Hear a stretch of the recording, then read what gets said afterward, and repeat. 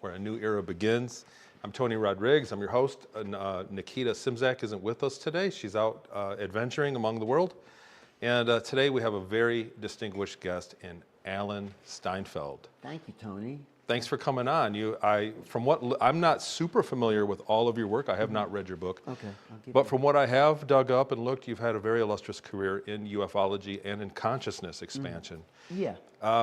They're connected. I don't want to open up too much in the deep water, but what is the meaning of life? That's a good question. That is a great way to start and end. No, but the meaning of life is to experience. It's like, I think even Joseph Campbell said, everyone's looking for the meaning and no one wants to live it. It's not like meaning removes us. The experience involves us. We've incarnated here, and we're not, these are avatars. We're only the illusion of being here. We're really in the cosmic field. That's why remote viewing works. But we've chosen to be in the Maya, in the physical form, because this is where it's happening. This is where excitement, this is where you can feel things and experience and drink chocolate and all that. This is what teacher mind said. This is where we can experience the realities that we can only dream about in other places. So the meaning is in the feeling. I mean, you could create whatever meaning you want. Who wrote that book, Man's Search for Meaning? Viktor Frankl, after being in concentration camp. It's like, it's only what you give it. But there is a soul evolution that happens when you have an experience and you have a feeling and you can own that feeling. It's like you've been sad or depressed and you suddenly go to the depths of this and you've owned that part of that human experience. Like you've gone as deep as you can into something, and then it's wisdom.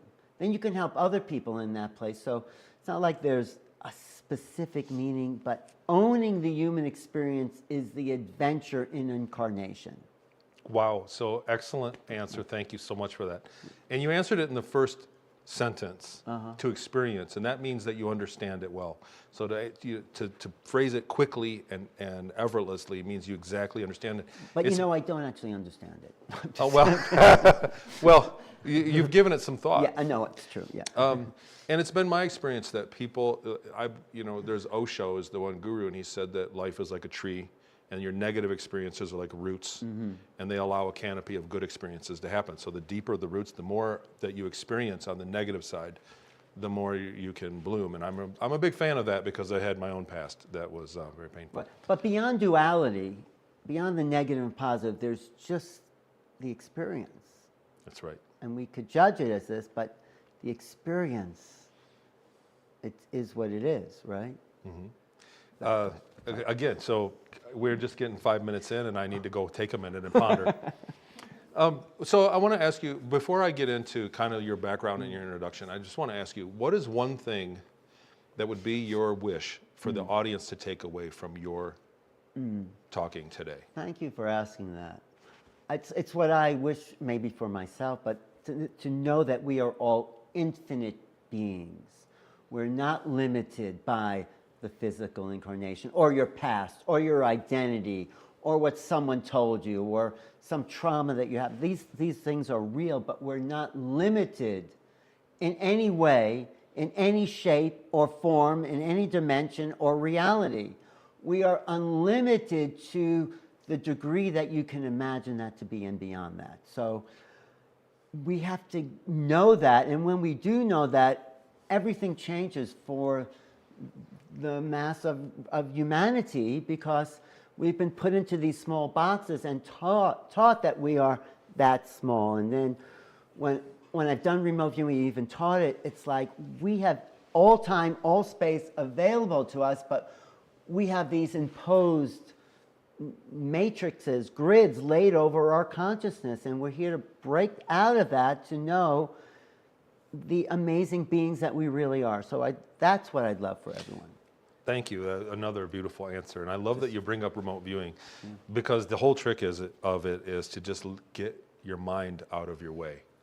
And we are limited by what we've been programmed, and what we see recently you know, I don't want to speak to anybody, but the kids today are being programmed in a much more devastating and effective way than we were. And it makes you look back into the programming, the Bugs Bunny and you know, Elmer Fudd, and we were being programmed. We were being taught things to believe that limited us. Right. And so hindsight being 2020, we really see that it's very effective in what's going on. So You know Marshall McLuhan's work? He said the medium is the message. So we were maybe the television generation, and we were watching and seeing. And then we had the internet, right? That was a step up. But now I'm addicted to scrolling 5-second things on my phone that give me information. That's the medium, 5 seconds. So I can only talk to you for 5 seconds because then I have to go to the next person. It is the medium is the message, and it's. I'll let you in on a secret. The reason I asked that question, the meaning of life in the beginning, was to hopefully get a zinger for a 5-second reel that we could put out and scroll because Oh my God. because that's how we have to communicate, and we don't think like that nowadays, but that's what they're listening to. I saw a stat, and I'm sorry for people watching, but I saw a stat that really you've only got about 18 minutes on your video before they pause it and go to something else. Oh, I think it's less than that. It's just like an average, yeah. You know, but I'm addicted, and the thing is, you know, okay, that's great information, that's great, and this UFO thing, and that, and then I come away, I don't remember any of it, and it's like, and then I go into nature, because I'm looking on the scroll for information, right? It's feeding me. And then I go out to nature, just sitting by a tree, and it's like, I realized the other day, there's so much more information this tree is emanating that than this stupid little phone, but I'm not getting it because I'm so used to getting it one way. But I feel this is a field that's there, but I don't know how to access it because I'm so programmed by the scrolling. You're waiting for the dopamine response. Yes. Trees have a dodeca shape of electrons that gather around them. And I always say in remote viewing, when you're looking at things, it's like hitting a ping pong ball into a cup. And so you do things that we can add peripherals, Faraday cages, we can do static electricity, there are supplements, herbs, but your state of mind is throwing many ping pong balls at the cup and you get them in and you access outside of time space. Right. I don't want to get away from the point, but what I'm saying that's is good. in the tree, in the area where these electrons are, the cup is bigger. Yeah. So we find remarkable scores improve in remote viewing. People go there to meditate. Everybody, you know, I'm preaching to the choir when I say tree hugging there's a real thing to it. Well, there's energy, there's information, and we've numbed ourselves out to nature because not only are we like programmed by media, it's digital, it's not even real anymore. I mean, it used to be film and video, now it's not, now it's zeros and ones. I mean, that's not reality. Well, you know, maybe John will touch us up with AI and we'll both look a lot younger. Well, I hope so. But we keep it real around here. So backing away from all these things, we went in, we started out in the deep end of the pool. I'm kicking here. Okay. How did you get started in all this? Did you have contact? Did you have something happen? So this is your book, Making Contact. Was it 3 years ago? Yeah, about 3. Or 2021. 2021. I released it in Sedona during the pandemic because this is the only place people were out and about, not masked or whatever. And we had a big 250 people at the Christ Church here in Sedona, right down the street here. And it was the perfect place to embrace this book at Ground Zero UFO Central here in Sedona. And it was really a great event because it was just when the government was starting to come out and saying, guess what? We have visitors. The preliminary study on UFO phenomena, UAPs, was just being released. They weren't getting answers here. I was giving people answers here because this is a collection of essays by the top UFO scholars in the field, the people I consider really great. Linda Moulton Howe. John Mack, you know who he was? Vaguely. He was the Harvard psychiatrist that suddenly started to talk to abductees, and he said these people are having real experiences. And Harvard said, you can't say that, we're going to fire you. So Danny Sheehan went and defended John Mack at Harvard, saying, no, this is freedom of speech. Harvard said, well, I guess you're right. And so John Mack is a hero in this field. He legitimized people's experience and said, if they're experiencing it, it may not be something you've had, well, maybe you have, but it's real to those people. They're not crazy, they're not hallucinating. So for me, getting back to your question, I did have some early experiences.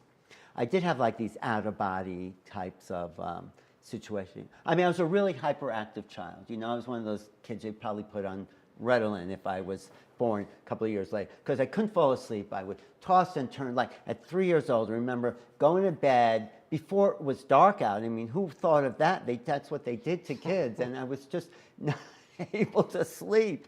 But, you know, I figured if I closed my eyes and just stared into the darkness, I wanted to see what was happening. At 3 years old, I did this sort of meditation. I didn't even know what I was doing. And then this light appeared, and it was like traveling on this tunnel of light. I didn't know. I didn't have any words for it. I just said, that's interesting and strange. But I do think that opened me up to not looking at the world the way, like, rest of the people did in my family. Very nice people, very normal, you know, Cub Scouts, Boy Scouts, baseball, minor league, whatever they did then to keep the kids busy. And I just didn't care about that. I just wanted to stare into space, I guess. I've found that people that are typically the audience, people that have sought out my information, people that watch this show, that are joining us today, and yourself, typically have their own experience that leads them to seek out the information. So people that have no mystery experience, no contact, no ghosts, nothing. They just live a normal existence. They go, well, you know, seeing's believing. Right. And people that witness something that's out of place once in their life makes them a ufologist for the rest of their life. It does. It really does. So I had an experience I write about in this book where I was traveling cross country with this girlfriend, and we pulled off the side of the road because we were driving for hours. And during the night, we were frozen in place, or suspended in animations. Like we woke up in the same position we went to bed in. Actually, I met her here in Sedona, this woman. And it was 1987, and we went to, because we were just exhausted from driving. And it's like, I mean, who remembers how they went to sleep? But it felt, and you know, I called her when I wrote the book and I said, you know, I wrote about our experience. And she said, oh, the time we were frozen? And she remembered it perfectly. This was in the vehicle. It was in the vehicle. That we were sleeping in the van, and we were just kind of went to sleep and woke up as if, I don't know, missing time or something. But then I went back home, and my mother, who I think is an abductee, although she'd never admit it, saw this mark on the back of my, like this 4-pronged puncture mark. She said, oh, what do you got there? I said, oh, it must be a spider bite or something like that. I don't know. And then I looked, and it's like, well, who looks at the back of their knee? It was in the back of my Is that where it was? And it was 4-pronged. And I just happened to meet at that same time in New York, Bud Hopkins and the Intruder Foundation and all those people into UFOs. And I said, do you think this is interesting? I said, yeah. They said, yep, that's an abduction mark. And that did two things. It immediately freaked me out. It's like, really? I don't remember any of that. And it made me obsessed with the UFO phenomenon. I wanted to know everything that happened except what happened to me. I wanted to know that right away. But eventually I was regressed. But yeah, I became upset. How could this, I mean, I was already into science fiction and Star Trek and all that, but how could this happen I not know it? And then it just sucked me down the rabbit hole for the rest of my life. I think on a certain level, so we're talking about, so I'm off my script now. Okay. On a certain level, we're talking about interaction with non-humans or humans that have the ability to take you and put you back and erase your memory. So that slash is a big ability, and you got to think like so what are we talking about? Politicians that have this ability? We're talking about the military industrial complex that has this ability, plus ETs. So this opens up a can of worms that I think a lot of people don't profoundly digest. That it would be a slippery slope if we gave this ability out at Walmart. So what would happen? What the devastation of humanity would happen if you could erase somebody's memory? So I think that's a lot of, and also I think in your case, if you had erased memory, there is still, memory's non-local. Right. And that there is still, you knew something. Yeah. Well, I was going to say, I don't think it was erased. It was manipulated, but what happened was still there, because when I was regressed, it came back. I think there's like a barrier for remembering in order to, I think, integrate the experience more. I mean, what it did was activate me. Also physically activated. There was definitely more energy running through my body. I mean, especially between me and this woman I was with, there was this extra There was energy. a bond. Yeah, there was a bond. Actually, even meeting her in Sedona was like a setup. It was like something, and that happens. There's that book, Love Bites, by Eve Loughlin. Don't get me started. I know. So anyway, I don't think it was I mean, are they good? Are they bad? Are we too primitive to even understand that there's something beyond good and bad? I think that's really the answer. I mean, I think that a lot of our program I think that fundamentally there is a good and there is a bad. But I think that it's been greatly exaggerated to us. We've always had a character in every form of media, in every story book. There's a person that's always good, and there's a person that's always bad. And we got to find the bad guy. We got to get him and bring him to justice. And that's wrong. It's making us point in the wrong direction. So and it's everybody. very dualistic. There is not that duality. There is really not good, or even in awful people, there's a little bit of good, and in some good people, they have their faults. So we have to stop living in this duality of consciousness and see it all as a kind of plurality, a oneness, where everyone's on their own path, even these ETs. I think ultimately they want to raise our frequency so we can meet them on the level that the higher ones exist on, because we really haven't done a great job caretaking the earth, right? So they're here, I think, to help us be better caretakers and better human beings. So making contact is not just making contact with ETs, it's making contact with ourselves, each other, the earth, because that's a living being. So we needed some upgrading, and I think we're actually hybrids to begin with, and that's another experience I had, because we're not from here. Our consciousness is not of the earth. Definitely not. Right? We're different than all the other animals here. I mean, even look at the little animals out there. Yeah, there's a huge gap. You know, some animals have smell that guards them. They have pokers that keep the animals up. They have fangs and teeth. We have nuclear supercarriers. Right. So there's a huge difference in our existence compared to the next thing. Yeah, but even beyond that, we have an extraordinary sense. I mean, so do animals, but we're here to upgrade all of humanity so we could really know who we are as human beings and have a peaceful planet. That's why I think they're not landing, although they're probably already running the government. All that stuff is already happening. But I think we have a chance to come up and meet them at the level they exist on.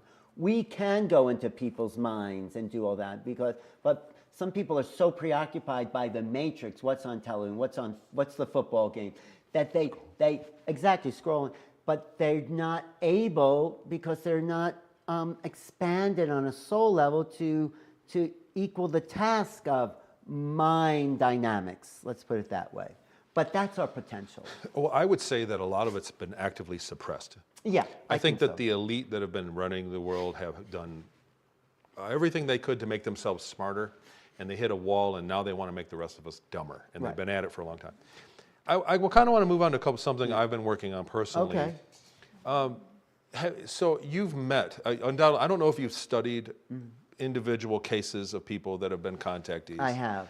But I know that you've probably met thousands I've met in your thousands, 30 years. and I've actually have a case I'm working on of a person. Yeah. So I wanted to ask you, do you categorize them in any way? Because I've found that they fall into different categories. Like, well, it's a broad spectrum of contact. The broad spectrum is people like Chris Bledsoe, who's had this amazing healing abilities with these angelic beings, and then Carla Turner, who I'm sure you know, had awful, awful situations where she got sick. Some people, some people are healed, some people are poisoned. So I think, according to Jeffrey Kripal, and I tend to believe that the phenomena is reflexive.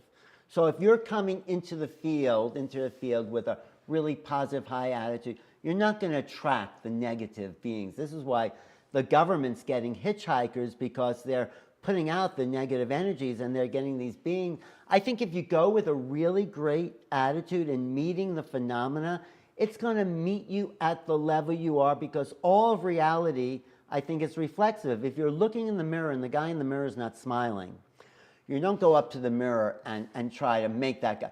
It's a smile into the mirror. Exactly. And I think if we have that attitude for all of life, not just the UFO phenomenon, we're going to meet the beings that reflect us at the highest level. For the most part, sometimes you get these weird things in your reality just to shake you up, but you know, that's my belief. I've always maintained that nature extends beyond the sky. So Yeah. that when we go out into the cosmos, that we see the diversity that we would see in a rainforest. Yeah. And I like that. I think that the reality of contact is that we've also been conditioned to think that, like Star Trek, it would be months to the nearest, Right. to the other side of the quadrant. It's a long trip. Or like Star Wars, it's a long voyage to the other side of the galaxy. I think the reality is that it's instantaneous. Yeah. And that so we're talking about nearby galaxies in our galaxy, and literally billions of different species that can access us instantly and go home for dinner. I agree. And that is what we see as a researcher when you deal with contactees. You see that it looks like gibberish, because one person had, like you said, something negative. They welcomed in an energy, Right. a negative experience. Some people get healed, and it's been my experience. I've worked with a few thousand people. And it's And- been a broad spectrum? We are being contacted. We have a main local group, or a main group that has dominance in our locality. Yeah, I think so. And they are the ones that are here most of the time. Better than 60% of contactees that I've worked with are like a gray bio.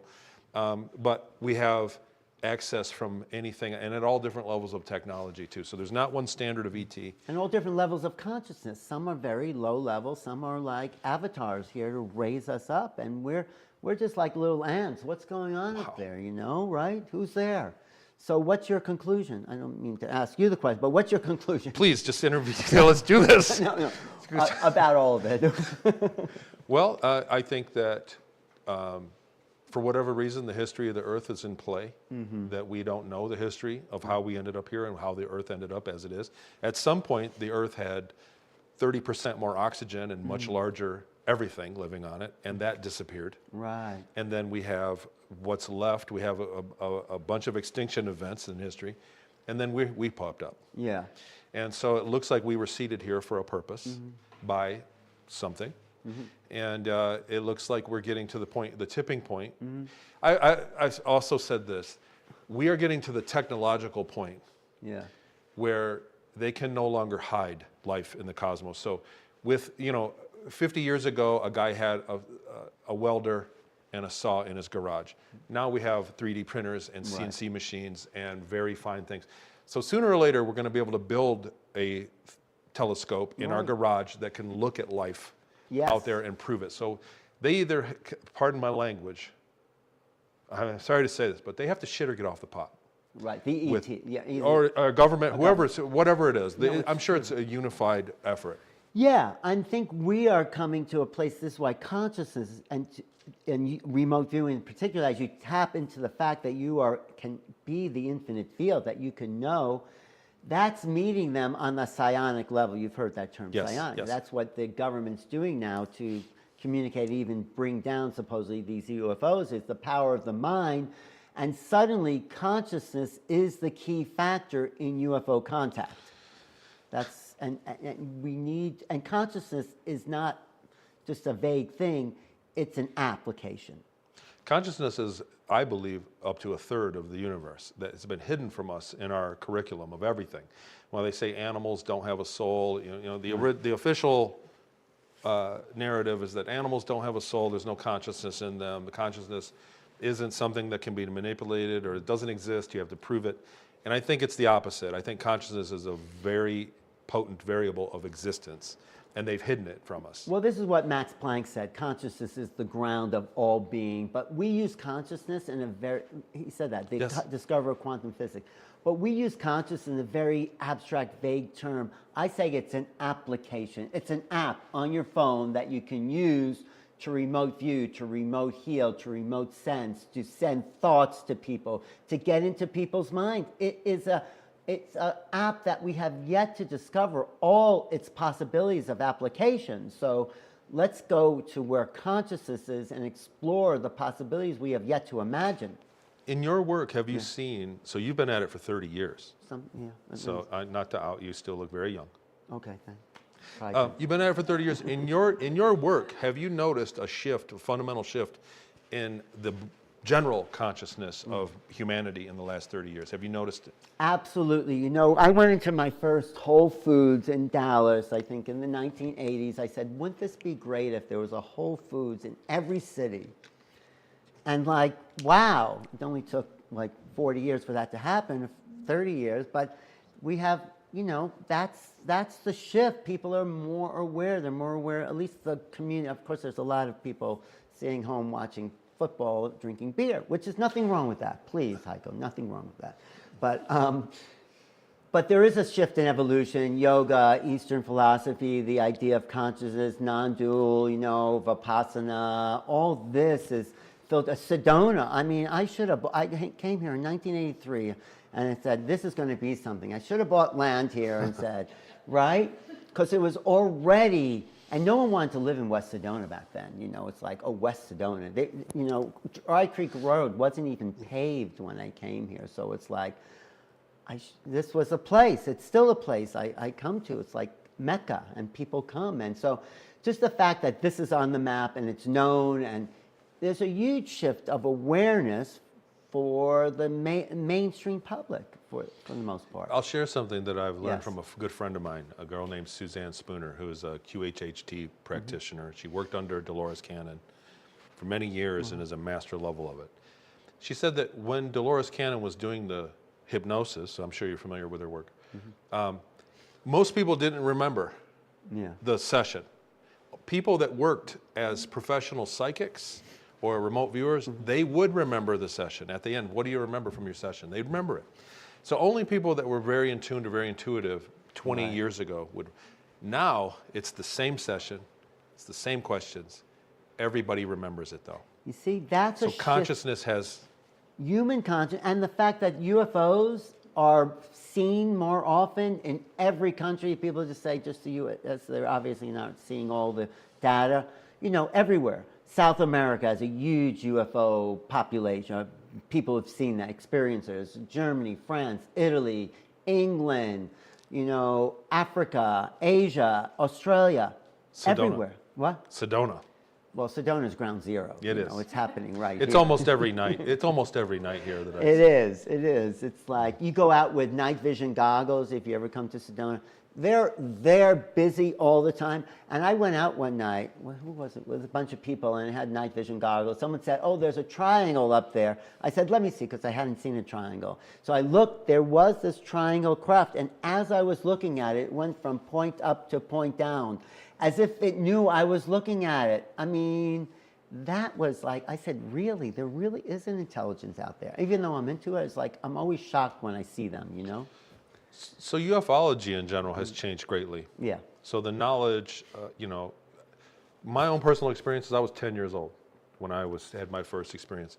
And I looked for, when I was left bewildered, for the, you know, I went back to my normal life and I was totally bewildered. It's kind of like what you described after your, you know, where you just didn't have a taste for reality anymore because you knew there was more.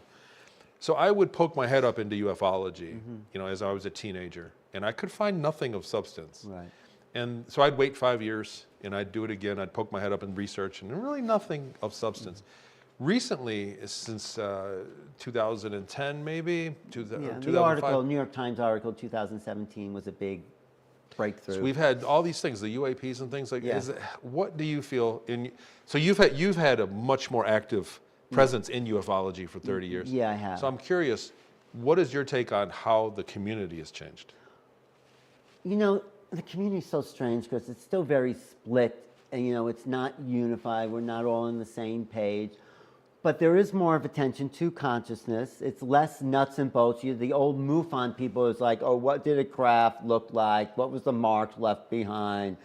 Now it's like, because of the ATIP program, the release documents of Chris Mellon, where they said there was this human cognitive effect of UFOs on humans. There was a cognitive effect, meaning these were not objects. These were phenomena. And that also kind of made that transition between UFOs to UAPs. This is not unidentified flying objects. This is unexplained aerial phenomena that's affecting humans. If you've seen a UFO, and Grant Cameron says that in this book, you are entangled in it. You were meant to see it. There are no innocent bystanders. And so as the UFO phenomena goes even more global, there's more people entangled in it. And so eventually, and the government may be the last people to know it, everyone's going to know they're here. I mean, they do know it, but they're the last people to admit it. You know? So, it's like Schopenhauer said, truth goes through 3 phases. First, it's denied. Then it's ridiculed. We're coming out of the ridicule phase. And then it's self-evident. We're coming into the self-evident. Of course, there's you. Who would think who would think the Earth is flat? Well, maybe some people. Who would think where the Earth is the center of the universe? Those are the 3 myths of the Earth. It's flat, it's the center of the universe, and we're all alone. We're all alone, right? I mean, that is a fabrication. That means that we are living in a dead universe. That's what the mechanistic, materialistic people. And I say life is an emergent property of creation. It's emergent. It just it is part of the fabric of creation. Life, intelligent life. Consciousness. Yes, exactly. I always said that that you can't judge they would say, well, we have no proof of even planets. When I was a kid, right. There are even planets around stars, so we can't assume that there's life. And I said, well, we have one. We've experienced one solar system, and we're batting 100. So we should assume that there's life at every star, by what we know.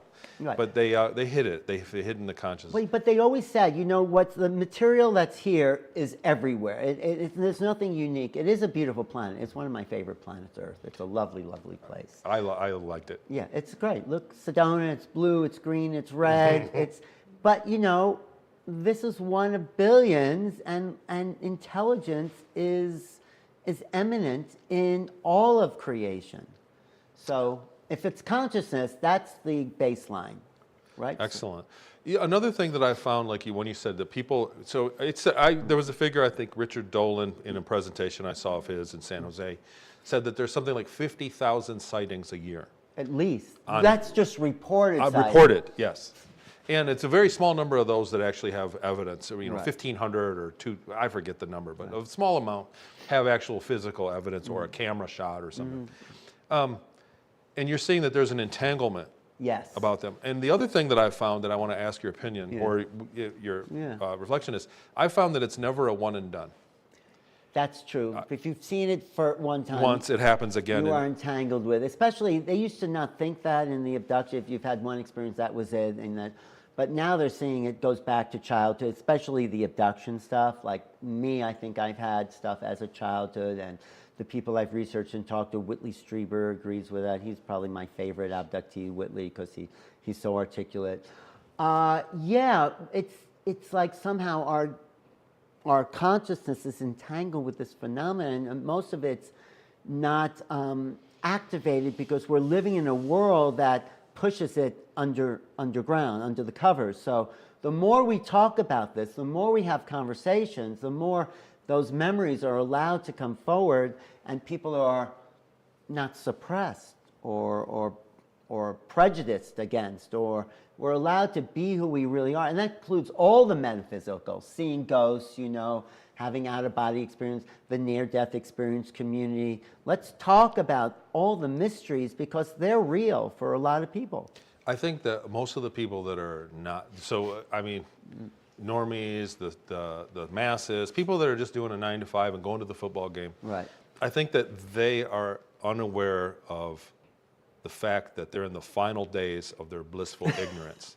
Like we are rounding the corner to where that existence is not going to cut it after a major event. Speaking of, so this is a late question. Okay. What do you think about a major event? Well, I disclosure. Think we are actually in the major event. When they have those drone sightings over New Jersey, and the government comes out and say, well, we don't know what's going on. Of course, I think they do know some of what's going on. I think those were craft UFOs, UAPs, mixed with government stuff, trying to say, oh, look, there's government stuff, and then you get these plasma beams that disappear or change shape. That's not anything I don't think the government has. Maybe they do. They do. But we're in the middle. And so it's not showing up all at once, but they're showing up all the time now. Like sightings have increased like you said, 50,000 reported. You know, for every reported sighting, I think there's at least 1,000 people have seen that same thing or more unreported. Because I've seen stuff, I didn't report that. I mean, you've seen, I mean. It's almost every night here in Sedona. Right. And we sat in my backyard once and we thought, oh, you hear a helicopter? And 2 craft silently flew over with a helicopter. And I just turned to my girlfriend. I said, well, it's Sedona. And we went back inside. So that definitely wasn't reported, but there was a legitimate, if I would have filmed it, it was something that you would expect to be swept under the rug. Yeah, but not anymore because we're comparing notes on the internet. The good thing is we can all post our videos up there and say, look, it's here. It's over Langling military base. It's in Wyoming. It's here. It's in New Jersey. It's everywhere. People are showing similar craft that are unexplainable. So here's a tough subject. Okay, good. Let's go for it. Speaking of that, of people posting what they see and giving their own testimony of what they've been through, how do you personally vet the information from being genuine to people that are just being sensational to, and I'll say this, to agencies that are spreading false information? How do you personally vet? That is the question to ask the UFO community. I mean, that is the question because there's been really a lot of awful people out there, crazy people. Should we name names? We don't have to, but they were some of them. As long as I'm not on there. No, I don't know you well enough. But there were people putting out. Give me a minute. No. I don't know. But there were people just fabricating stories to be on Gaia or whatever, and I go back to, okay, is this person consistent? Is he solid in his, or does he just have other exaggerated hallucinatory ideals? And so I look at the whole person. There was a guy here in Sedona said he was a Mars jumper. I said, okay, what were you doing on Mars? He said, well, we're importing products from Earth to the rest of the solar system. I said, what were you importing? He said, beer. I said, thank you very much. I have a bridge in Brooklyn I want to sell you. You know, it's like, come on. The story has to be consistent and it has to make somewhat, it may be beyond my pay grade in a sense. I mean, I'm sure people don't believe a lot of things I said, but then when you get really out there, I go back to, well, how is he consistent in his overall emotional constitution? You know, so if they, right? I mean. No, and we see it. So I've learned, it's been 10 years since I spoke publicly about what happened to me. I've been in it 10 years. And I've learned that inconsistency is a major, time is the ultimate lie detector. Yes. So people came out and I thought, that's fishy, but sounds good. And they give it time. Right. And over time, the story or the narrative or their emotional context warped into something that completely eroded it. I like what John Lennon said. Time, what did he say? Time wounds, all heals. Yeah, indeed. Yes, indeed. But I agree with you. Let's see like how this person shows up. I mean, there was a guy in New York who said, oh, they're following him. Look up there and look.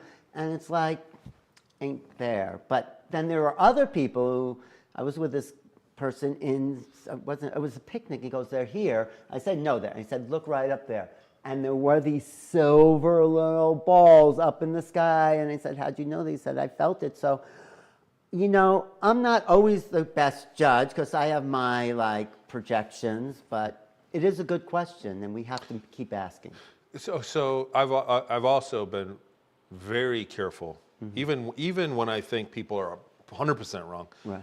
Very careful to not publicly thrash or go out about that. Which brings me to my next subject, which I'm also painfully aware. Okay. That people like me and testimonies like mine and many that are in your book are under attack silently by the same apparatus that has silenced ufology all along. How prevalent do you think dissipation is by false testimonies from a letter agency in ufology?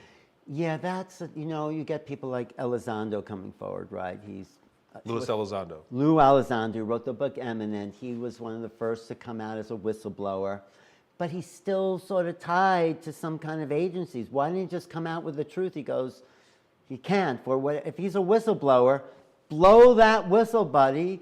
But he's saying this stuff like, so even the people coming out, former intelligence, and he was a counterintelligence person, which says, we immediately give negative information. So it's like, is he telling us? But I do think there's truth in there too. So we have to. The classic op is to give 90% of the truth. And a lie. 10% of misleading lie, and the 10% does the big damage. And I have definitely witnessed that in my 10 years. I think you're right. Absolutely. So it comes back to the people you can trust and know, and what John Mack and Edgar Mitchell said, the experiencers, and Grant Cameron in this book says the experiencers.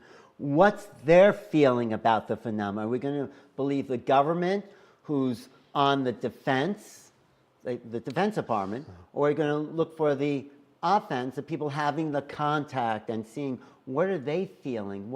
How is their lives being changed? I think for the best. I mean, you might not agree, but I think for the most part, people are upgraded. Bud Hopkins used to say, you can't keep them down on the farm once they've seen Paris. You can't live an ordinary life once this awareness is in your consciousness. You can't go back to let's watch the soap opera. I'm just going to go back and feed the chickens. Right. Now that I know that there's a spaceship out there. If something's going on, we're part of something bigger, and that's the matrix. That's the brainwashing to keep us in this little box. Think, it's just this. There's no life. Just do your job.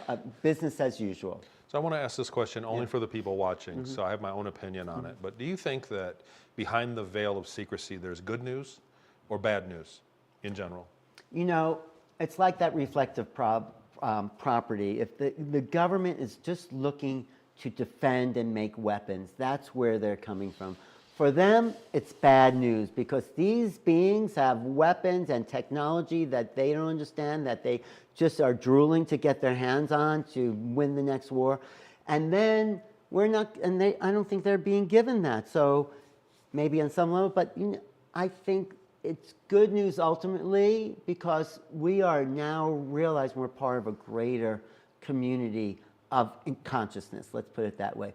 So the good news is we're about to meet the others, and they're us, and they're not us, they're beyond us. If you meet an ET, and I've had this in dreams, when you're in the presence of that being, you can hardly stay conscious because their frequency, it's like trying to get AM on a Wi-Fi on AM radio. Their frequency is so much bigger that we need to upgrade this vehicle of consciousness in order to meet them on an even playing field. That's my theory. So to be in their presence, like most people go unconscious, but we don't have to. When we talk about telepathic contact, that there is a real intertwining of information when minds talk, and that if you're somebody that's damaged or have trauma, then they accept that trauma as well, and it can be actually bad for them.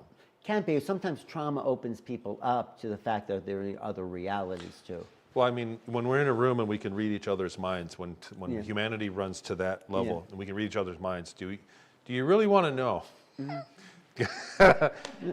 Believe me, in here it's a weird place. So I admit. I think that's a really good point. If we could read everyone's minds and feel their pain and all that, I think that's who we are. But when we can get through that, when everyone has all of it revealed, then we come to another place of oneness and feeling and love because we have the compassion, because we know how those people feel. So we have to go through that, be willing to meet those people on their... That's right, and kind of like a place of letting go of the good and evil. Like you do that, you must be bad. You're this, you're a this, so you're bad. So you have to let go of that if you're going to contact a mind directly. Which I've been sitting on this question for quite a while. Well, tell me. Which we just walked into beautifully. Honestly, this is the smoothest interview I've ever done. Okay, I'm with you. What is the role of inner work when making contact?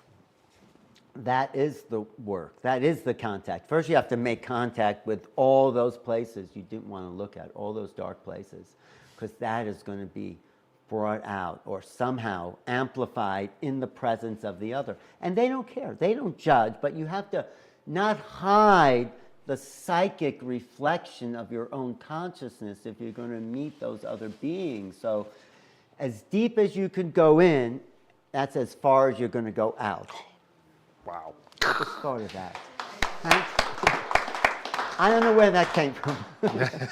Thank you.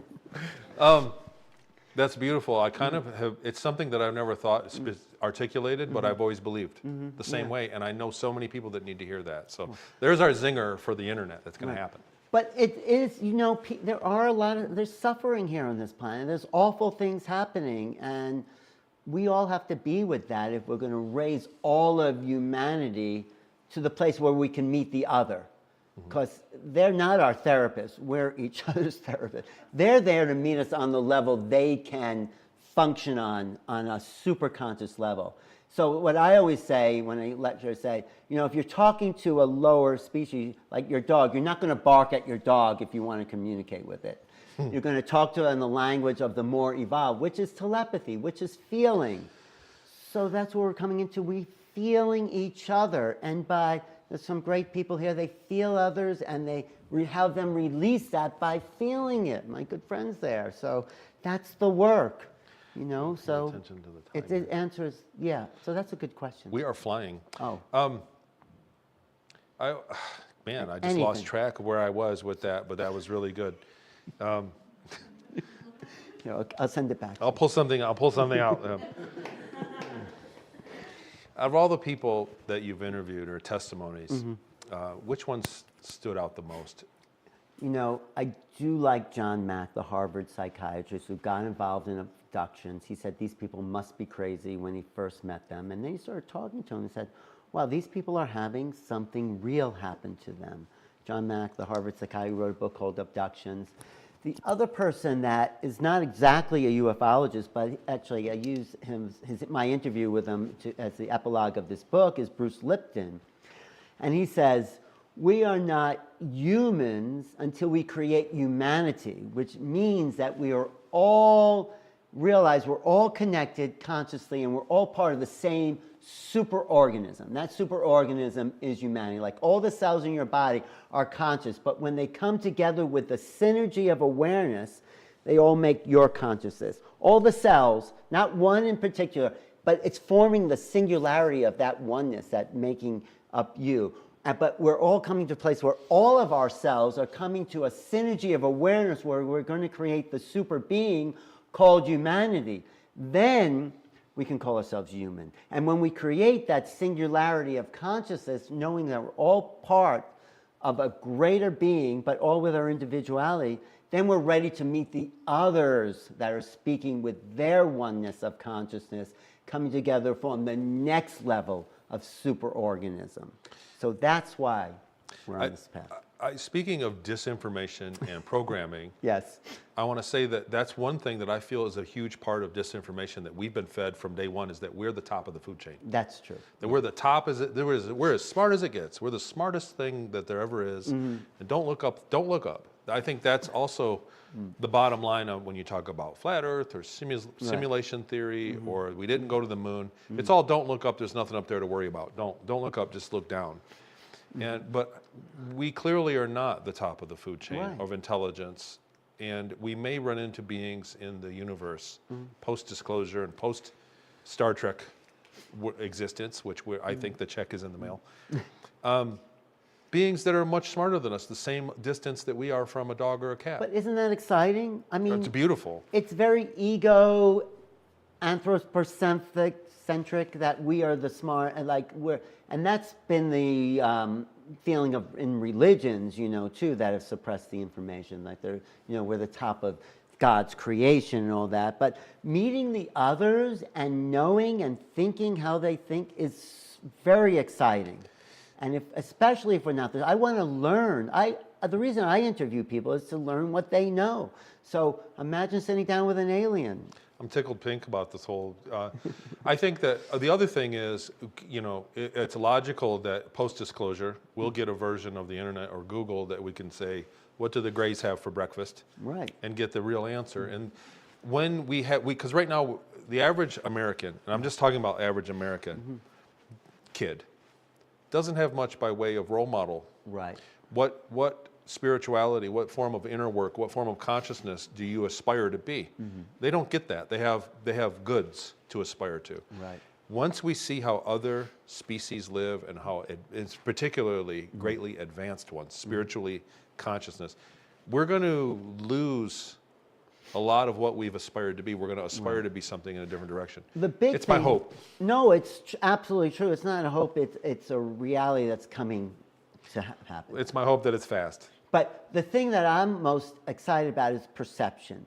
How do they see reality that's different? What are they seeing right here in this space that we're not seeing that we could if we were aware of it? Like, are there beings of light, and how do they think? So we understand each other. We're brought up in the same culture, but maybe from another culture they might not think the same, but it's still human. We still get a sense of them. But you're around a being that doesn't think like you, that isn't anything like you in their thought form reality.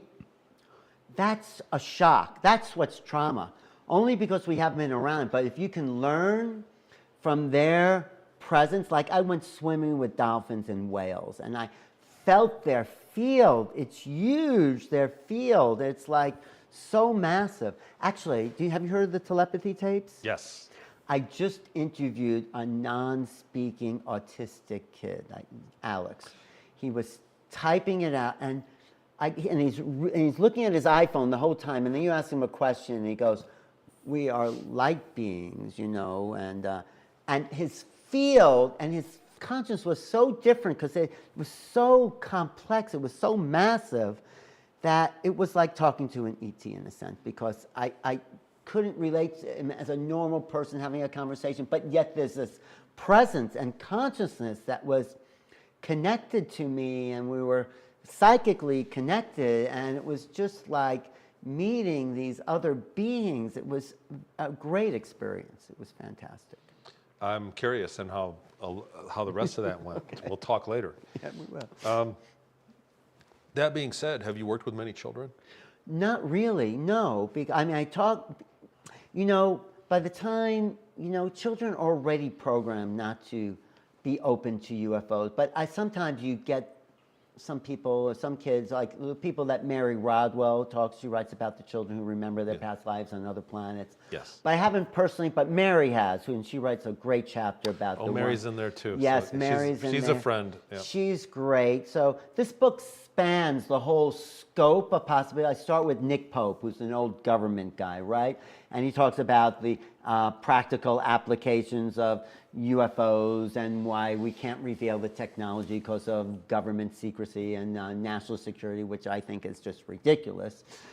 And then it goes through from the, you know, researchers like, who's in there, Linda Moulton Howe writes a chapter. These are all original chapters, to like Carolyn Corey saying, she's pretty much an ET. She's pretty much, you know, so there's a whole range of people on all levels of this phenomena, going from kindergarten to, you know, out there. Alan, are you human? You know, I do think, that's a great question.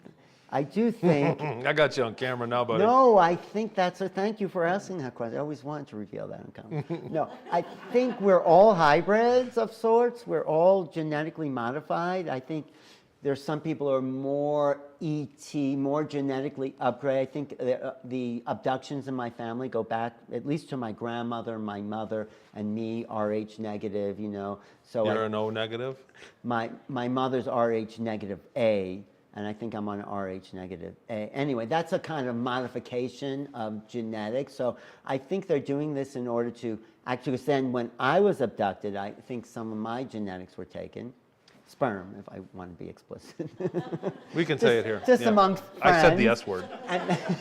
And then a couple of months later, wasn't exactly 8 months, I was woken up in the middle of the night by this like sensation on the inside of my thigh, which was really weird, like a tickling. And then this little creature, I don't know if I'm hallucinating this, was put in my hands with big eyes, this little being with big eyes, put in my, and I'm like in a dream state, I say, well, this is weird. And I don't see any beings around, just given these little things to hold. And it's like there's no bonding connection. And then I'm back to sleep, but never forgot that. It was 1988. It's like. 88. So, 1988. So the year after 87. 87, yes. So. Exactly. So I don't know. I don't claim like all this is real, but I think it's real in some way. I mean, I don't know. I don't like to make like I'm abducted and that, because I don't know, but I'm regressed and all. I think the overall, I think when we talk about mainstream people, that there's a very simple view of the extraterrestrial phenomena. Yeah. And the reality is that the universe, 400 billion stars in our galaxy, 400 billion galaxies, each with 400 billion, with trillions of worlds. Yes, Trillions and trillions of worlds. So the idea that it's going to be one experience or one level of contact, or even people that incarnate here, we talk about incarnation, so I didn't get farther out than that. I'll let you expand on that. But I just can't, never rule anything out. But the thing about all these worlds and all these beings and all these trillions and trillions of worlds is they all have consciousness, the intelligence. The same soup that makes it all up. The same soup that makes us up is part, so we have the capacity to meet any being on an equal playing field because of who we are truly can be. We have to get outside the brainwashing conditioning and get into our infinite nature, because then we become citizens of the cosmos. We're not just humans anymore, stuck in a little box, but we get to experience the expanse of all that is as we meet these other beings and brought to these other worlds and see what's really possible. That's the freedom that exists for the human race and beyond. Wow, that's beautiful. Isn't it exciting? Yeah, it's a lot. It's a lot. So Yeah. consciousness, like I said, is completely underrated in our modern society. It completely is. And what I've found is in the things that I do and the work that I do in remote viewing and remote influence, we do remote influencing. Yeah. We do. Is that it's very powerful. And when you get 10 people together and just believe the same thing, it tends to tends to happen. Well, we're going to call some out next week in Sedona. Call them in the good ones, with a positive focus, and join together in a collective consciousness and see who shows up. Next week, I'm down for that. I want to help out. All right. I totally want to do that. All right, I'll let you know where we're going to be. Yeah. What's a good place, like a vortex place in Sedona for that? Well, me personally, I like the Bell Rock area. Oh, yeah. So I'm down there. Okay, maybe we'll go there. Sedona for me has been, and we're chit-chatting now, guys. Okay. But Sedona for me has been more of an adventure than just a home. Ever since I came here, it's been overwhelming. Right. So it's more like I'm caught in Sedona. I'm not living in Sedona. I'm in the web. Yeah, Sedona's right. So, it's great, isn't it? Well, it's very unique. It's a very powerful place. Yeah, And for sure. People come here to have these conversations. That's why I'm here. It's true. It is nice. God, I wanted to get back to some of the go. other stuff. Sorry, But it's okay. Let's get back to some of the others, because I think your questions are intelligent and need to be asked so we can expand the people listening. How would you break the news to somebody that doesn't believe, or somebody that's like all in on the Bible verbatim? Or a staunch critic, which I want to say this earlier, you were talking about your own thing and you said critic. Anybody that would read your book or my book or watch a show and just take it verbatim and not be somewhat skeptical would be weird. Right. So people should be skeptical. You should read these things and question them. Everybody that ever comes forward, you should absolutely have a skeptical lens on. Right. My problem is that most people have been skeptical of me or just go immediately violent. Violent? Violent. I'm going to beat you up. And I'm saying, well, let's talk about it. If you're skeptical, I'm open to a discussion. No, I'm going to beat you up. So right, because because you're threatening their identity. People's identity are connected to their belief systems, and if you tell them, that reality is not what you think it is, that's more that reality is more solid under their feet than the earth. And in order to believe us, they have to unbelieve. And they have to not know who they are for a moment, because their identity is caught up with their baseball team, with whatever, their political party. And if you insult any of that, you're insulting them, because who they are is their identity. And if you threaten their identity, you think they're threatening their ego mind, which you are, but it's for their own good. So I would say that it's been very difficult to find a intelligent skeptic. Right. In that regard. I just want to tell you what Bud Hopkins used to say about scientists like Carl Sagan and all those, who was actually probably more open. He said, the job of the scientist is to investigate the unexplained instead of explaining the uninvestigated. This is what most scientists do, explain the uninvestigated. Wow. Yeah. I'm almost dizzy from that. But anyway, no, you were asking a good question. You were on like a thread there about, you know. Oh, what would you say to somebody that's, how would you go, if I dropped you in a room with somebody that's unknowing, somebody that just came out of the baseball game, like you say, like, no offense against sports. No, we love sports. Right, so nothing against that, but it's a good example for somebody that doesn't pay attention to ufology at all. Right, and there are less and less of those people, but it's sort of, I have a couple of answers. What Madame Blavatsky said about spirituality. For, you know, Blavatsky, she said, those who know no answer is necessary. For those who don't, no answer is possible. Right? So it's right there. People are identified, and nothing you can say, oh, I saw a UFO, I had an experience, there's reverse technology, they're engineering, the microchip from Roswell, you know, you could say anything, and if they're so stuck in their belief system that's so narrow-minded, and you could feel it sometimes. I feel like they're thought form realities, and it's like, well, good luck with that. But, you know, when you meet someone who's a little open, and you say, well, maybe there are other beings. Maybe there's life. Maybe life is not just confined to the earth, because what's here is everywhere. Elements here are everywhere, and you know, life could be a property everywhere. Why not? Do you consider that? And you get a little bit, an inch there, like, could there be microbes on a planet? Which is what the government's doing to us, saying, oh yeah, we found a planet that seems to have some methane. Yes, exactly. So they're giving us baby steps, but I just say, what you are, your intelligence is not confined to your body, making you an extraterrestrial, because, right? Intelligence is not terrestrial.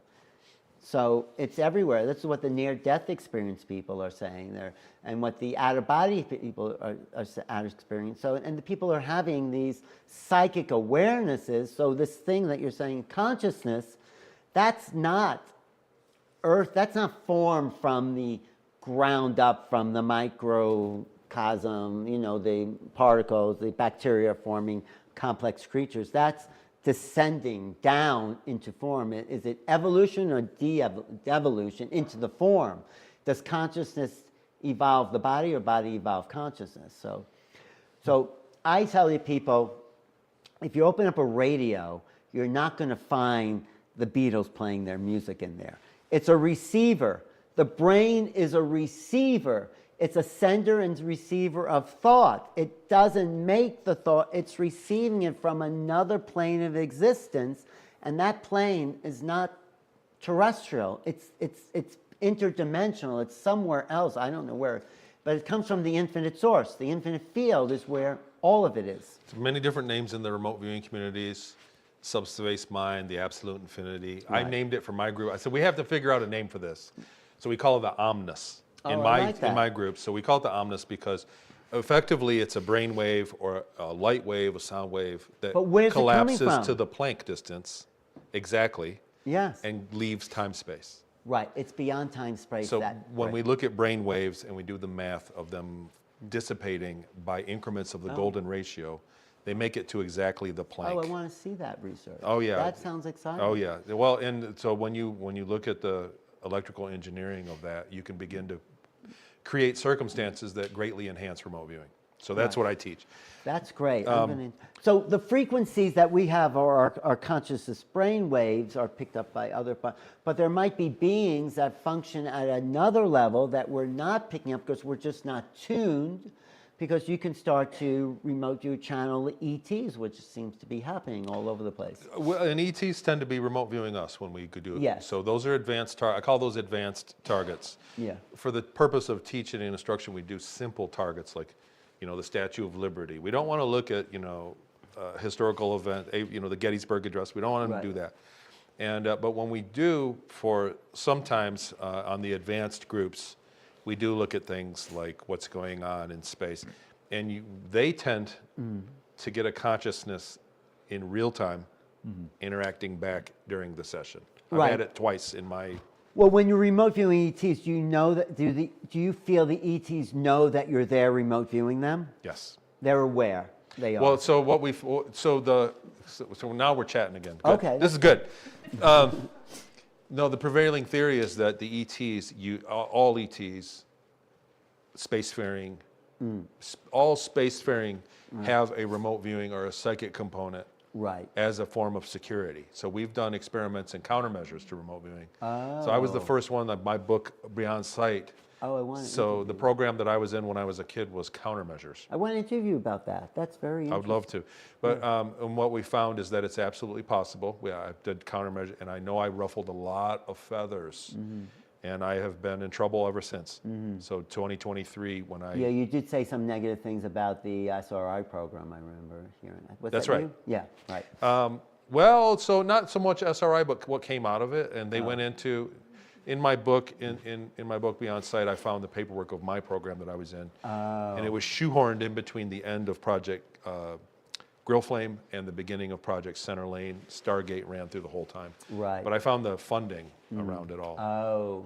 And I think I got on their radar, and I think I've been under some pressure from the agencies. Well, you know, since. I'm not familiar with that part because I took what I got from Russell Targ and just ran with it on my own and developed my own protocols. And I knew Ingo Swann, who was a great guy, you know.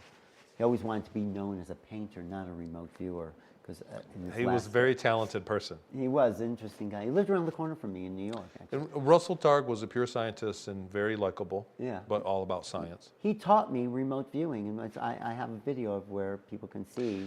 I'm curious, talking about that. So now we're still chit-chatting, but I did he know. teach you some of the Buddhist teachings around that and the no-mind Oh, yeah. meditation? Did he teach me that, Yeah. no mind meditation? He mentioned that, but he didn't really teach me the no mind meditation. No, I should Interesting. ask him for that. I should, because he's 90 years old. He's still around. Still going, Russell Just went to Targ. his 90th birthday party last year. Neat. Yeah, but I wanted to ask you the idea, or talk about the idea of this. If the ETs are using consciousness to connect with us, don't you think some of the bodies they found are actually drones that are being, or like simulate robots, biologics as they're called?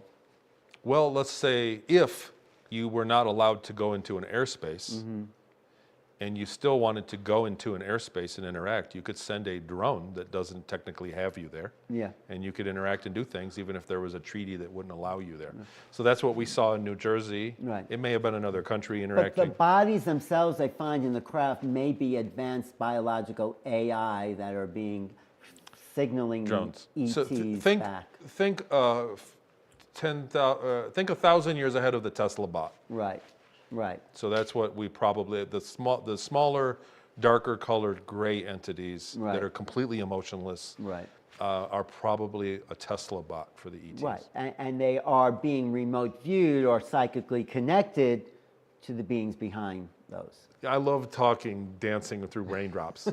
So I'm not making any firm okay. statements with what I know, but No, I like well, that. so what I found with the remote viewing aspects is that ETs can be anywhere. So when you're talking about outside into the omnis, when you're talking about outside, that distance doesn't matter. Right, right. So they can be in their own star system, and not only remote view. So psychoenergetics was what the project was as well.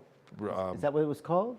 Yeah, so psychoenergetic, beyond remote viewing is psychoenergetics, and that's actually interacting, Oh. changing the temperature of the target, changing the perception of time at the target, Right, teleporting a paperclip from the target.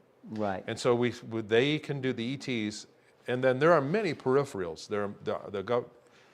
The SRI, TARG, and them, they were experimenting with peripherals, and we know this from the declassified documents. So there are peripherals that extend the ability. Well, that's what Uri Geller was trying to teach him when he showed up, and some of these other people. Who else was there?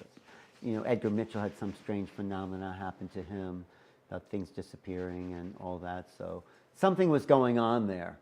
But I think you're onto it. I'd love to talk to you about that. Yeah, off camera.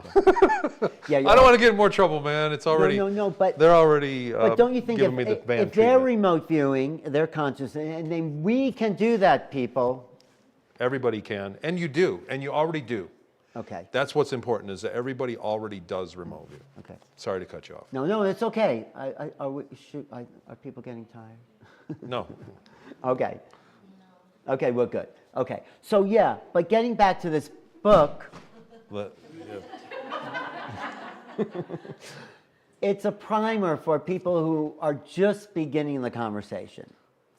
That's why it's called preparing for the new realities. First, you have to know there's something out there to prepare for. The people drinking beer, watching football again, well, they don't really care. But maybe like, a Spielberg movie they saw or something, because he based all that on true stories, So there's inroads, but we're about to enter an age, the age of disclosure maybe, as they say, where this is going to be the topic, the post-disclosure world. And I follow that guy who calls himself the post-disclosure Jesus, that guy.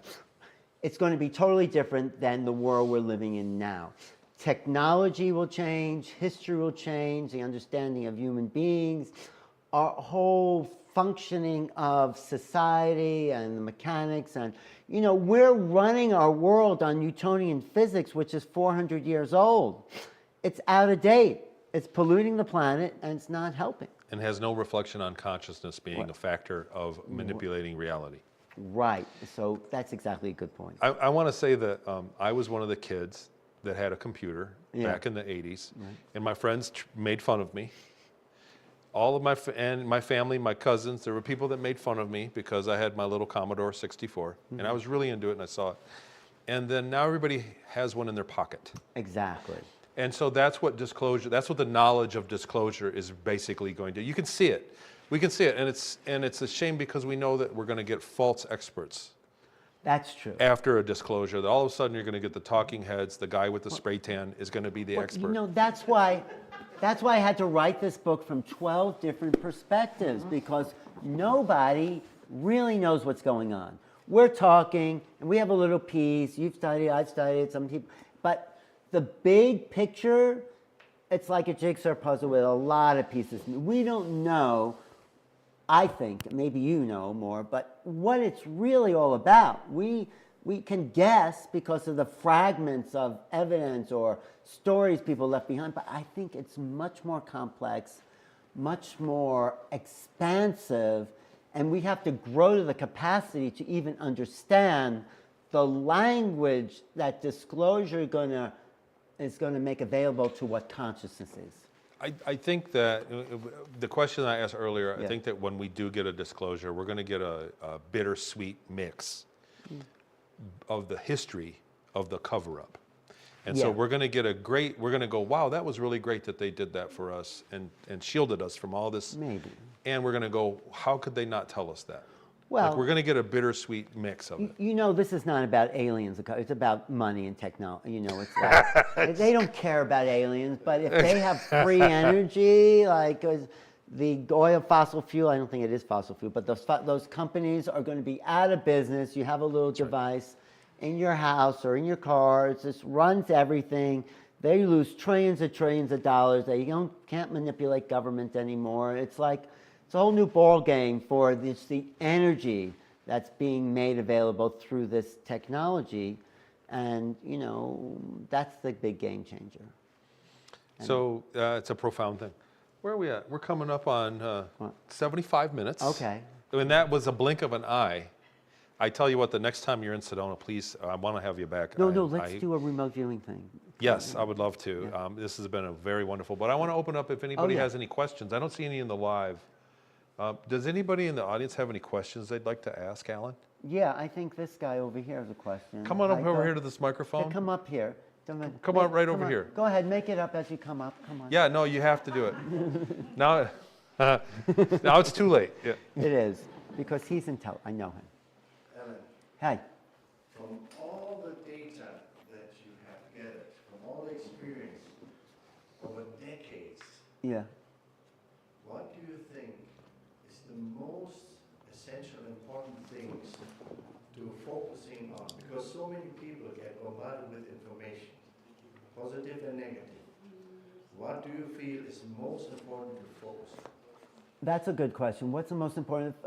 Is your connection to something bigger, people are very caught up in their little drama, and that's all they think about. But when the thing is, we're connected to something larger than this little world, and if we realize that we're connected to the cosmos, something bigger, then the family dramas and traumas, that they exist, but we have an ability to transcend it because there's something we're part of that's not just our little world. I have to talk about my mother because her world is her television.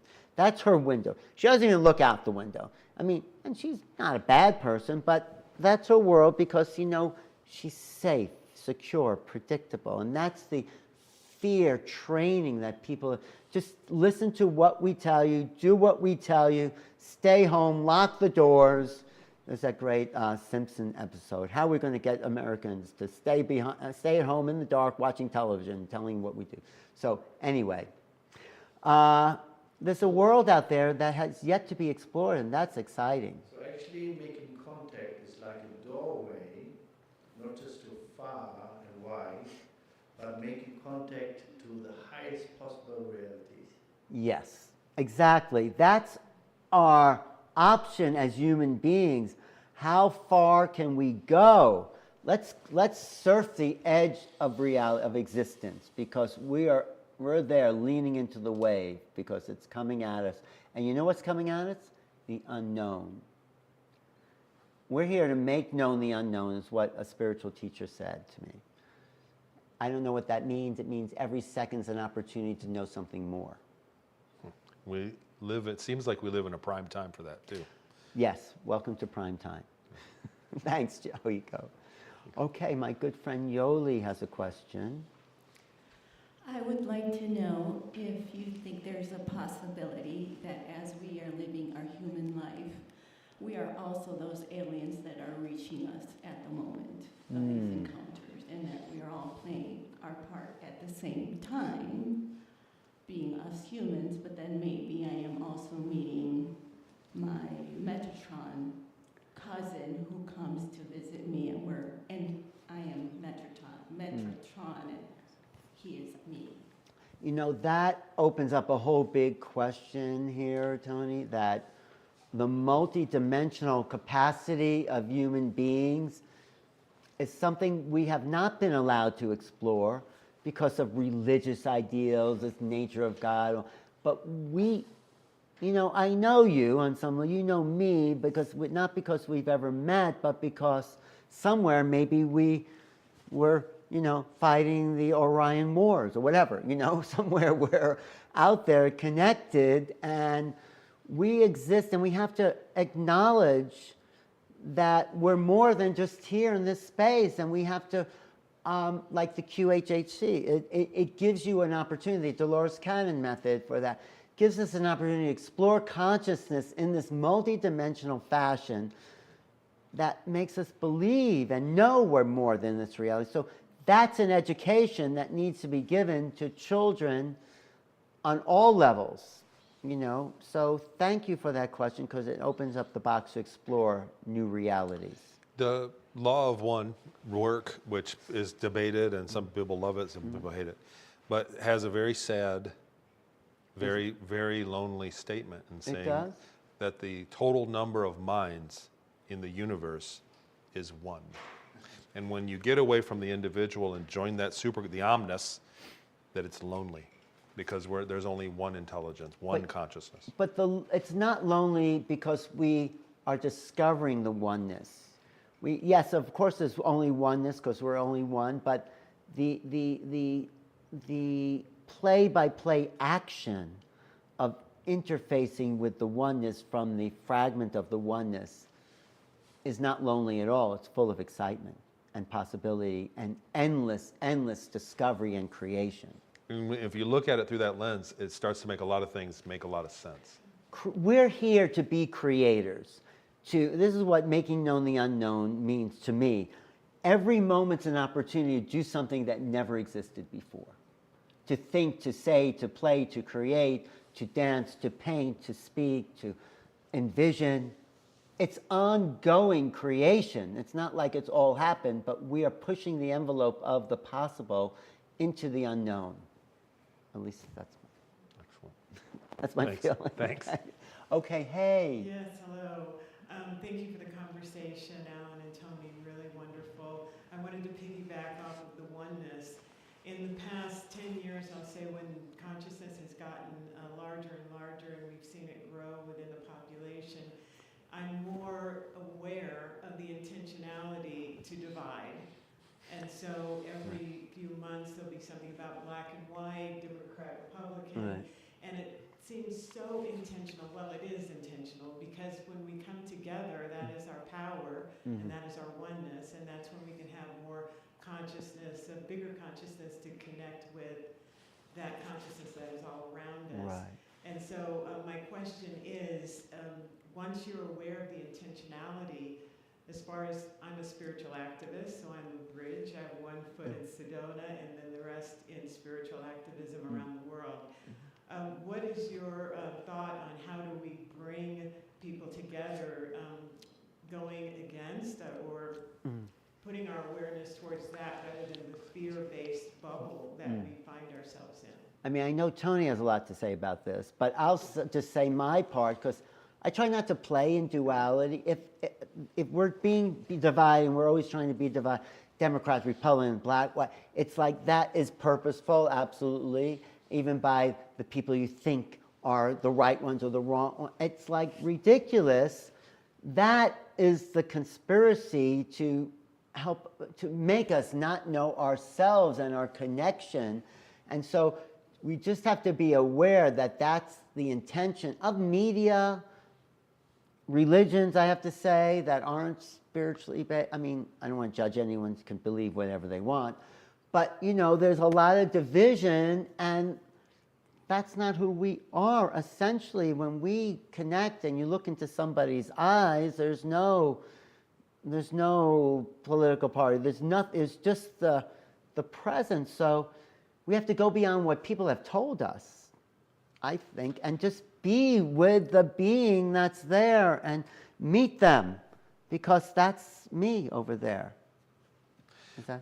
What do you say, Tony? I just want to hear your. I just want to say that the programming of that, you have to look at the outcome of it. Yeah. So I don't want to get into a very long story, but you can, when subliminal programming doesn't work if you're aware that there are subliminal messages, Right. even though you can't perceive them. If I say in this commercial there's a subliminal message, it won't work, it won't stick. But if you're unaware, then it sticks, and it's very profoundly manipulative. So when we look at what we're getting nowadays, you remember back in the 80s, it was spandex and girls and guys with hairy chests. And that was our media. We were seeing that. And now we're seeing violence. Even in sitcoms, even in comedy, we're seeing people murdered in our media. And the net effect of that is, they say that it affects young males the most. Oh. And the net effect is that they feel hopeless. The effect of being exposed to violence on media over and over and over again is a feeling of helplessness. And what do we have now? An epidemic of boys in their mom's basement. Wow. Because they feel that it's hopeless for them to do anything. They've been programmed by this shell shock of all the violence. And that's just one aspect So of how do we media. get them out? How do we change that? Well, we have to realize the apparatus and why they would do that, for one. For two, they have to realize that it's a programming. It's not selling tickets to the show. If they wanted, sex would sell more than violence. So, you know, Yeah. you have to realize that you're being programmed in order for the programming to not work. And so that's the biggest message. I've looked at it. I have a learning software company, and we look at ways to make kids learn things better, to use the same techniques in a constructive way for kids to get in and out of math faster by using those techniques. And we see it prevalent. And now, especially the gloves came off in the last 10 years in the political arena, and people are hating, literally violently hating what they're told to hate, Yeah. without even thinking. And so at some level, it's a systemic thing, and we either have to have a grassroots version where we tell you, I share that info with you, and you share it, and it goes that way, which it will, or our leaders are going to have to get their head out of their butt and do some legislation against it, because this is weaponized. This is World War III weaponized technology that's making our kids scratch Teslas every day and burn things down. And so Yeah. that this is a weapon. It's not the generation. It's not the issue. It's a weapon. Wow, I knew you had a good answer for that because, no, because I don't go to the duality. I try to see the oneness. I don't believe in countries. It's like the John Lennon Imagine. It's like we're all the people living for today. It's like, so you can't ignore that that's happening, but I don't indulge it, but it's good to point it out, yes. And what we also see when you really look at what's going on, you see the people that are most affected by the programming are the younger people, or people that feel like they've been left out, people that are on the edge of the table of society. They're the ones that are buying into the hatred. And so by reaching out to them or creating a society that offers them a bridge, it will let the steam out of that programming, that violent programming, which is sadly very effective. You used to be able to speak your political views and not be attacked, and that's just long gone. Right. I think UFOs are a big unifier because there's something outside this division that is coming into our awareness. That actually is where the Democrats and Republicans come together in fighting the Pentagon. Okay, tell us what you know. So there's hope out there, but it can be seen as a downward spiral. I see the cup half full, but it's okay. I do too. Well, I'm just like trying to read the landscape. No, I know. Because I we still appreciate find that. ourselves in a very peculiar situation. Like in my age, I walk down the street as a guy with a beard, and young teen girls give me the scowls of hatred for no reason. I say, "Good morning. I'm from Michigan, the Midwest. Good morning." And they look at me like I did a crime because they're being programmed to hate my demographic. Oh, wow. They're being programmed that because it's a certain demographic for a political agenda or for a social agenda. And you can see it. You can see it in the kids because they don't have context that we have. We have a context in ufology, in politics. Yes, you're right. We have the context because we didn't scroll when we were 20. That's right. We knew Right? history. The kids, all they know is the scrolling, and the algorithm can adapt to each person individually. Your phone is watching your eye movement. I heard that. So in software development, it's very easy to do. When you're scrolling, it knows what part of this picture that you're looking at for your engagement and will feed you that and then manipulate you in that way. So when you realize you're being manipulated, it's less effective, but most people have no clue. Right. And they don't want to have a clue because they're stuck. They're happy. They want info, just like you were saying earlier. You want But information. they also want security in their little box, and they don't want anything to upset it. Okay, Selena. Sorry, hi. okay, yeah. No, it's okay. Thank you. So interesting. I could listen to this and not ask a question. But I'll get my question together in my head. So it's in actually what you just said, both of you, about violence among the youths. We're talking about here the microcosm, what's happening on the earth. And there's so much violence, so much hatred, so much that's dangerous. So when I think of the macrocosm out there, it's just like being here on Earth, except that there's so many species that are dangerous. I mean, we see it everywhere in Star Trek, in Star Wars, in all this, in all the science fiction movies, in your own book. Yeah, Tony, it's scary. So everyone's talking now, mostly, about contacting the ETs. Let's make contact. Let's have them come down. But I'm thinking, hey, do you all know who you're contacting? Because as far as we know, mostly it's the Greys, is the bad guys that most people are in contact with or abducted by. So for me, I think for the regular person, it might seem dangerous rather than something that they will want. And what's your comment on that? So, like I said, nature extends beyond the sky. And because there are sharks in the ocean doesn't keep me away from the beach. I would say that it's a matter of perspective. I don't believe in a good guy or a bad guy. I think evil is a sickness. Yeah. I think it's a sickness, a mental illness. People that do evil acts, we find that they're actually ill. And so I think that the standard of logic would tend away from evil or bad guys. It's perspective. So when you look at a species that has nothing in common with us, a reptilian species with teeth, They have nothing in common with us. It doesn't, by their perspective, it doesn't do them any good to be our friends or to mingle. And it's their perspective. Diversity is a celebratory substance. And we're going to see that infinite diversity and infinite combinations in space. And so, yes, there are bad guys, but there are bears in the forest, and there are little cuddly animals in the forest, and there's fruit. And so the space is a forest. But I want to also answer you addressing what you mentioned. We're media influenced because you see the negative in media. It's blown up. You walk down the street of a lot of most people are nice. 90% of the people want to help you out if you're lost. It serves their need to serve another. We have that need to love another. And so people are basically good is my feeling. So yes, you hear about the negative, and that's blown hugely out of proportion by media. So if you're stuck in media and you're media fed, which this culture is, you're only going to get the amplification of the negative. You're not getting a lot of headlines saying, good people helps this person out and saves the day there.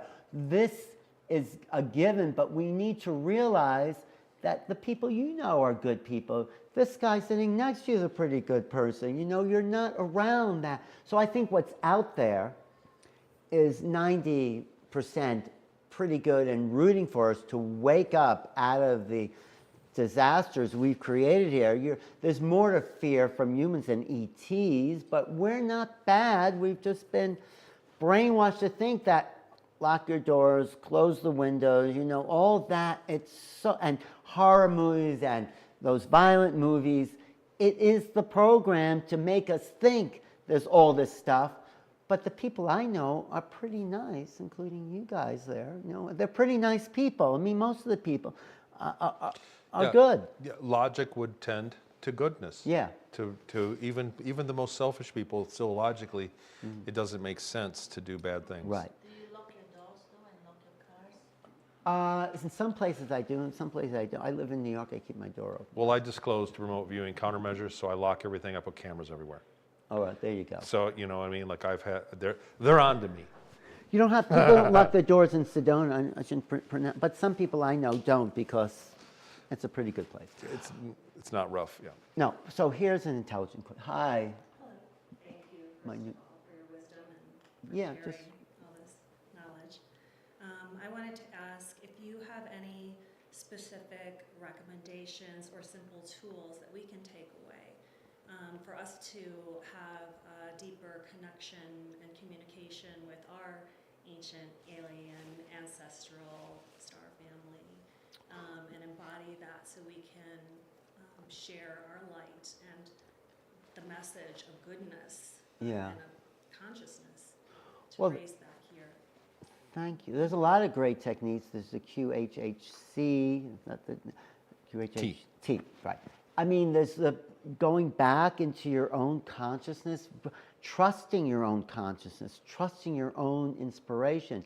I say being creative. That's a point I was making before. We're here to be creative. We're not here to make a lot of money and do all this, and you can have families and children, but the creative part is human beings emulating creation as creators. That's why we've incarnated. So we're here to create more beauty, more joy, more possibility, whatever it is that brings you inspiration. Do that. That's the spiritual practice. That's the evolution of humanity.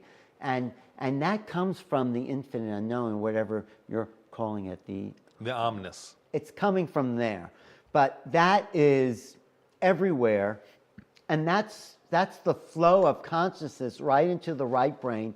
That's your connection to the internet. When I teach remote viewing, I say, you know, there's two brains. There's the local brain, all the stuff you have on your computer, and then you're connected to this infinite field that no one told you you had access to. And that's what's feeding us every moment in your dreams. I studied with the Aborigines. I went to Australia.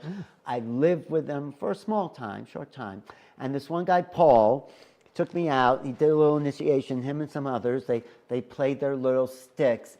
And he put white ochre on my face, which was at the first level of initiation. He said, to me, you know, dream time is our religion. We don't worship things, we worship the mind in a sense and the dream time is the flow of consciousness that's coming through you all the time. So he says, watch yourself as you fall asleep, and as you start to become aware that it's no longer your own mind making the images, but you're tapped into the flow, that's dream time, and you could dialogue with that dream time if you're aware.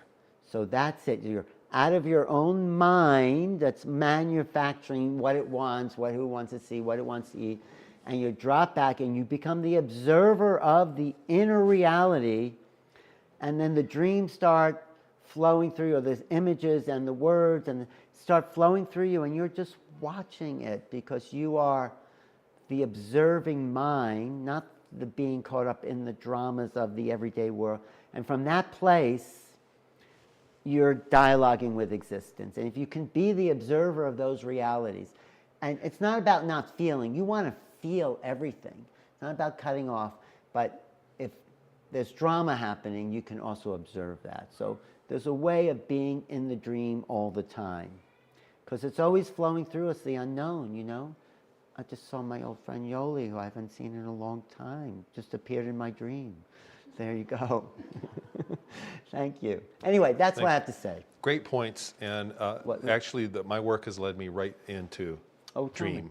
Tell me about lucid that. dream research and lucid dreaming. And actually, there's a lot of documents about dream warfare. Oh, right. That the SAIC, with the Department of Defense, went into dream warfare back in the 80s, the same time that remote viewing and psychoenergetics were introduced. We find that a lot of things are malleable when we talk about a synchronized target. So to make somebody healthy or to change something, that the idea is to carry the intention into sleep. Well, because we do a lot of work while we're dreaming. That's that movie Inception. I bet you love that movie, Inception. You know, it's exhausting to watch. Yeah. When you get done with that movie, I feel like I ran a marathon. You know, I need a rest. The good thing about that movie, where they go into other people's dreams, is that there's never a beginning to the dream. When you're falling asleep and having a dream, it's not like once upon a time. You're in the dream.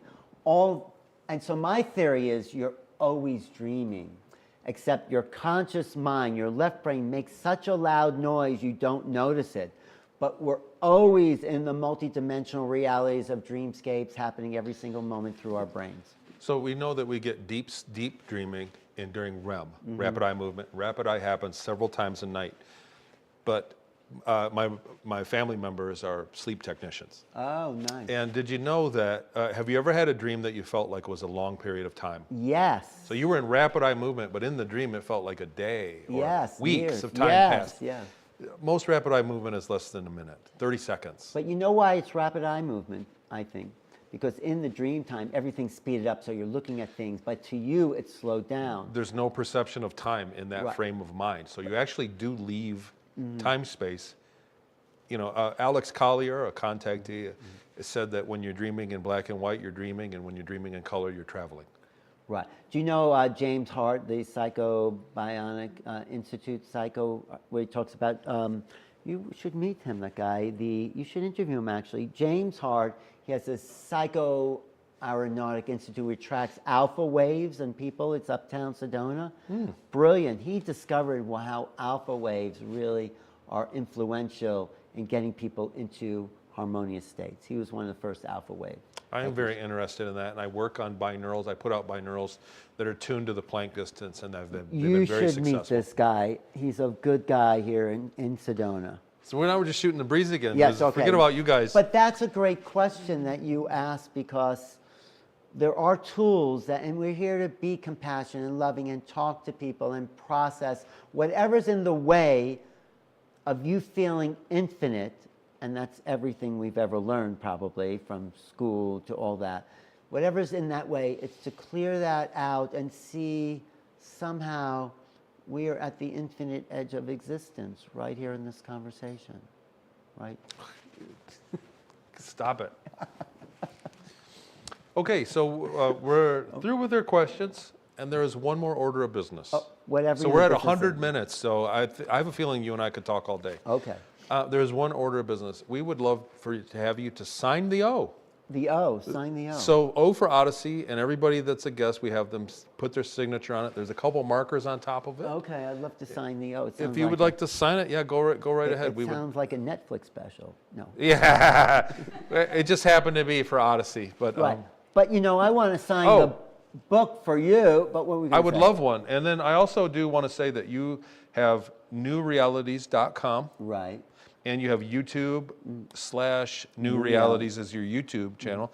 And what's next for you? Is there another book in the works? There is another book. Actually, I'm talking about the specifics of a very special abduction contact case that's sort of historic that will blow the lid open. I'm working on that. I'm also teaching a remote viewing course for the Shift Network. Go to the Shift Network in June. Have you worked with them? the Shift No, but I'm interested. Shift Network, I'm laying out a kind of formal, very basic protocols for remote viewing for people because it is like the hot topic these days. It is a buzzword, and I think it's very promising that people are learning it. And it's to show that we are more than our limited mind. I mean, Right, and that science exists, because a lot of people can't get over the ESP factor at all. Right. So a lot of people think it's not real. well, once you have it, once you know it, I say it's going from logos, logic, to gnosis, to pure knowing. So we want to develop knowing because we've gotten this language thing that has messed up our left brain, that has trapped us from accessing the psi factors. There's been studies about that, you know. The more people decrease the left brain language area, the more psychic they can become. Interesting. Because most people don't live in the real world. They live in a semantic reality, an overlay of words onto the world.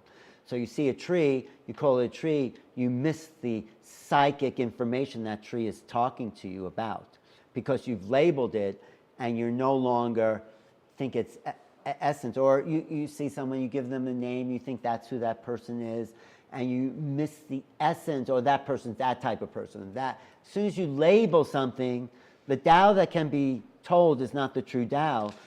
It closes it off. It closes pinches it and off. kills it actually, and frames it and freezes it. But when you when you remove the language of certainty, I say when you move into apprehension versus comprehension.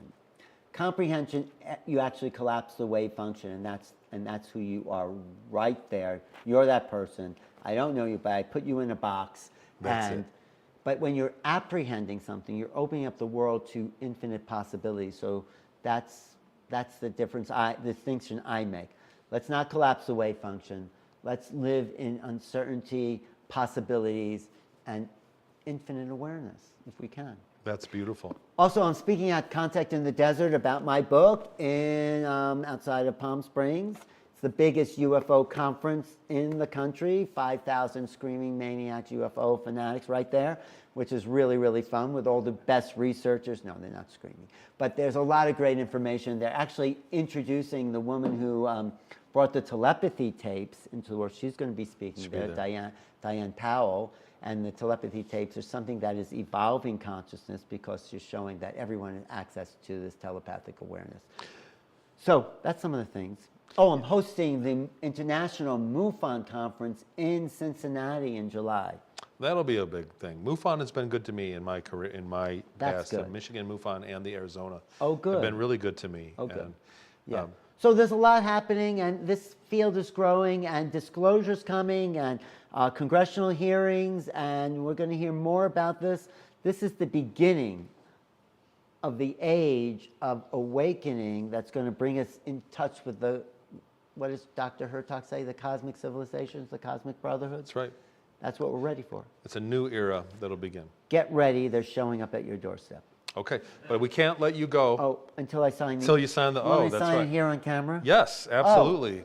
Okay. Right there. There's a couple markers. You can choose your color.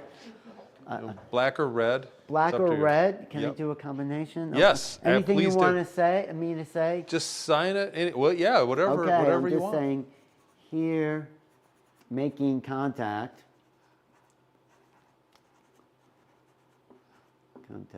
I'm overriding other people's realities. It's here. okay. Well, I always suggest we got to get a table for that so people can sign the bottom. FELD. All right. Making contact. Well, I have to say, my friend, this has been a very enjoyable conversation. Thanks for tuning in to Odyssey, where a new era begins. We'll see you guys next time. Let's go. Oh, Thank you, my friend. Yeah, it was I'll great. sign the book. I just